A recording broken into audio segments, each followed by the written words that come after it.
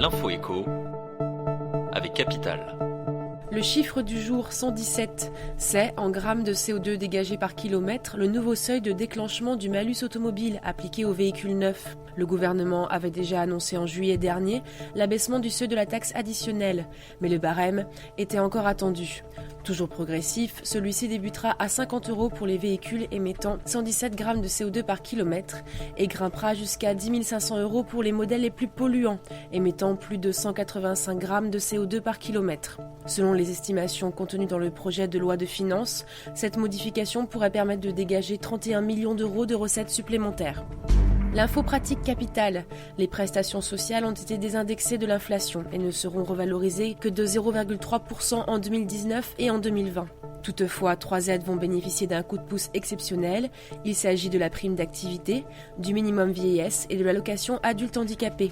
Dans le détail, le montant de la prime d'activité grimpera de 20 € en octobre 2018. Elle bénéficiera ensuite d'une bonification pouvant aller jusqu'à 20 € au 1er août 2019. L'ASPA, actuellement de 833 € maximum pour une personne seule, sera revalorisée de 35 € au 1er janvier 2019, puis de 35 € supplémentaires en janvier 2020.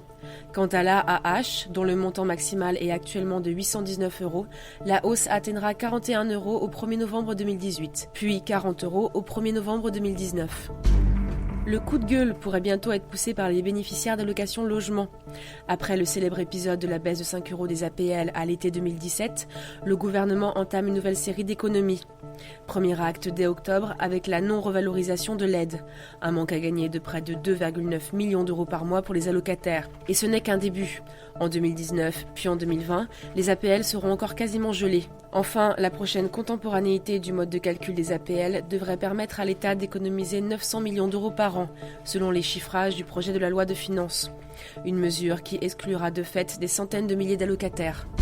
Assurance chômage pour finir. Après avoir été reçus au ministère du Travail en fin de semaine dernière, les partenaires sociaux ont obtenu la lettre de cadrage préalable aux négociations sur l'assurance chômage. Capital s'en est procuré une copie. Règles du cumul emploi-chômage, limitation des contrats courts, indemnisation chômage différenciée selon les métiers ou encore création d'une allocation chômage longue durée. Retrouvez toutes les principales orientations que le gouvernement souhaite donner aux négociations sur capital.fr. C'était l'info écho avec Capital.